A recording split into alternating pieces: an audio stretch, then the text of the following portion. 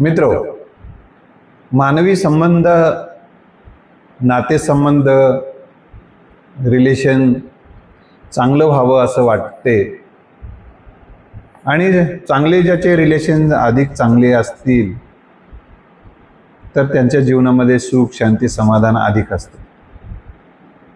ज्यांचे मानवी संबंध चांगले नाहीत त्यांच्या जीवनामध्ये दुःख जास्त असते. तर मानवी संबंध चांगले करण्याचे अनेक पावलं आहेत. त्यातलं एक पाऊल मी आज तुम्हाला सांगणार आहे. पुढच्या भागात दुसरे पाऊलच सांगणार आहे. पहिलं पाऊल म्हणजे चांगुलपणा अधोरेखित करत वाटचाल करण्याची सवय. आपल्या सहवासामध्ये जी माणसं आहेत, येतात, होती, त्या प्रत्येकामध्ये काहीतरी एक चांगुलपणा होता, आता आहे, त्यांच्यामध्ये आहे आणि तो असतोच. आपल्याला जर त्यांच्यातला चांगुलपणा अधोरेखित करता आला तर हळूवार का होईनात रिलेशन चांगले व्हायला मदत होते, नातेसंबंध चांगले व्हायला मदत होते. आपले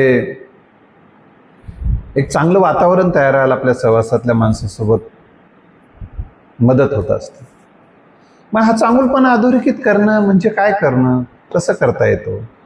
तर प्रत्येकामध्ये काही एक चांगुलपणा जो असतो, तसेच काही वाईटपणा पण असतो. त्याच्यातलंच काही प्रत्येक माणसामध्ये काही गुण असतात, तसेच काही अवगुण असतात.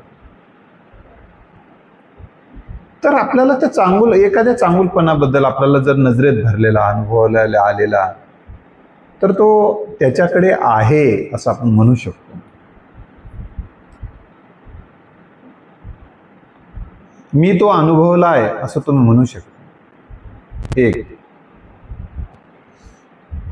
हे म्हणणं आहे, हे बोलणं आहे. तुम्ही तसा मेसेज पाठवू शकता, या व्यक्तीतलं मला हे आवडलं, त्याच्या बोलण्यातलं मला हे आवडलं, त्याच्या कृतीमधलं हे मला आवडलं, आणि तुम्ही ते अधोरेखित करा. आता बरेचदा काय होतं की आपण संकोच करतो किंवा आपल्याला उगाच वाटायला लागते, लोकांना काय वाटेल याचं आपण जर कौतुक केलं, त्यातला हा मुद्दा, अरे काल तर हा टीका करत होता, आज हा कौतुक करायला कसं काय असं म्हणतील. अरे टीका का केली? तर टीका करण्याची गोष्ट होती म्हणून टीका केली. आता जर कौतुक करायची गोष्ट आहे म्हणून कौतुक केली. कोणी म्हटलं समजा तुम्हाला, काल तर त्याचं ते टीका करत होता, आज तर काय कौतुकच काय केला, तर त्याला असं सांगू शकता तुम्ही, काल ती टीका करण्याची गोष्ट होती म्हणून मी टीका केली, म्हणजे ते चुकीचं आहे म्हणून मी म्हणालो. आज त्याचं हे बरोबर होतं म्हणून आज हे बरोबर आहे म्हणायलो. असं माझं स्पष्ट असते, असं तुम्ही सांगू शकता. पण काही जणांच्या मनामध्ये अशी एक भावना असते, एखाद्याला वाईट म्हटलं की वाईटच म्हणायचं, एखाद्यावर त्याच्या उणिवावर बोलायचं म्हटलं एकदा उणिवावरच बोलायचं.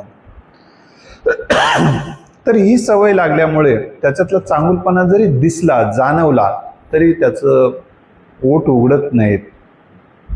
पोटात वाटलं तरी कधी कधी ओठ उघडत नाहीत, ते काहीच बोलत नाही. यामुळे रिलेशन चांगले होतच नाही. तर आपल्याला चांगल्यातला चांगुलपणा जाणायला देखील आपल्या अंगी चांगुलपणा असावा लागतो, आणि हे चांगुलपणा व्यक्त करण्यासाठी आपल्यामध्ये धैर्य असावं लागते, हिंमत असावं लागते. कारण त्याच्यावर जळणारे, तुम्ही ज्यांच्या चांगुलपणा व्यक्त करायला लागलात त्याच्यावर जळणारी माणसंही, त्याचे शत्रू असणारे माणसंही तुमची शत्रू होण्याची एक भीती तुम्हाला वाटत असते. तसं काही नसतं. थोडा वेळ वाटूही शकते पण तसं काय होत नाही.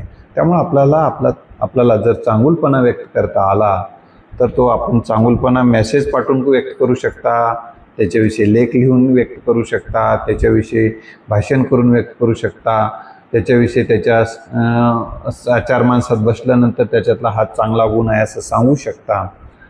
तर यातनं काय फायदा होतो? रिलेशन चांगले होतील, त्याला वेळही लागेल, परंतु पहिल्यांदा आपल्याला छान वाटायला लागतं. तुम्ही प्रयोग करून बघा, दुसऱ्याविषयी छान छान बोलून बघा, आणि त्या दिवशी तुमच्या मनाची स्थिती, तुमची फिलिंग, भावना तुम्हाला छान वाटायला लागतं. त्यावेळेस हे छान वाटणं जे आहे ना, ते खूप महत्त्वाचं आहे.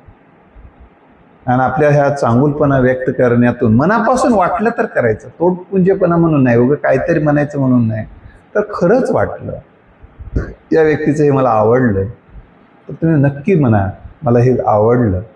आणि त्या व्यक्तीला म्हणायचं असेल तर सर मला हे सांगा तुम्ही, हे मला आवडलं बस. आणि हे पण याच्या रिटर्न आपल्याला काय मिळणार आहे? प्रतिसाद त्या व्यक्तीनं काहीच दिला नाही असं तुमची भावना होऊ देऊ नका. कसं असते, काही माणसं संकोची असतात,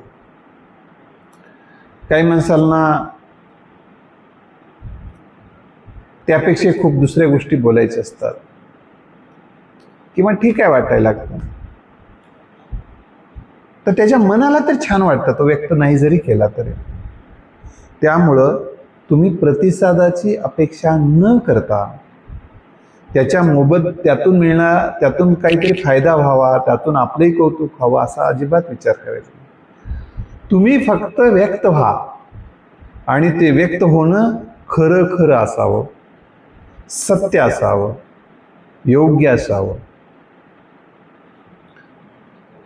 आणि मग कधी ना कधी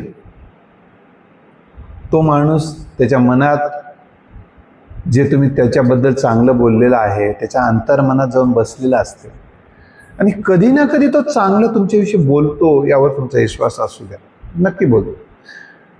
जरी नाही बोलला तरी किमान वाईट बोलत नाही, त्याचं मन म्हणायला लागत नाही. वाईट बोलला तरी एकांतात बोलतो, जाहीरपणे बोलत नाही. काही ना काही फरक नक्की पडतो. कसा यावर आपला विश्वास असला पाहिजे. पण तुम्हाला छान वाटते, चांगुलपणा व्यक्त करा, नक्की चांगलं वाटते.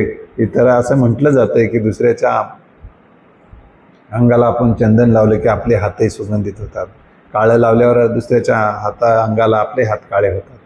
तर आपल्याला जितकं चांगुलपणा व्यक्त करता येईल तितकं करून बघा, तो प्रयोग बघा, तर कसं वाटते त्या दिवशी फिलिंग व्यक्त करा, तुम्हाला छान वाटायला लागते. पण ते सगळं मनापासून असलं पाहिजे. उगं शुभेच्छा द्यायच्या म्हणून द्यायच्या. एखादं वाक्य जाऊ द्या रे, जीवावर आले पण आता त्यांना लई वंगळा आहे रे, पण वंगळ्याला चांगलं म्हणायलो रे, असं भाव जर असतील मनात तर तुम्हाला नाही आनंद वाटेल. कारण भावनाच वाईट आहे तुमच्या, तर वाईट भावना कधी चांगल्या नाही वाटत. त्यामुळे तसं नाही, तुम्हाला खरंच वाटत असेल चांगलं तरच व्यक्त व्हा, आनंद व्यक्त करा, आनंदी व्हाल, चांगुलपणा व्यक्त कराल, चांगले बनाल आणि तुम्ही नक्की तुम्हाला हलकं हलकं वाटायला लागेल, आनंद वाटायला लागेल, उत्साह वाढेल, तुमचा आत्मविश्वास वाढेल आणि तुमची विशेष म्हणजे तुमच्या नजरेत तुम्ही छान वाटायला लागाल आणि तुम्हाला याचे अनुभव हळूहळू यायला लागतील की चांगुलपणाचे. तर चांगुलपणा व्यक्त करा, चांगुलपणा अधोरेखित करा, स्वतःचा आणि इतरांचा पण. स्वतःचा चांगुलपणा अधोरेखित करणं म्हणजे काय यावर आपण पुढच्या एखाद्या भागामध्ये बोलणार आहोत. धन्यवाद.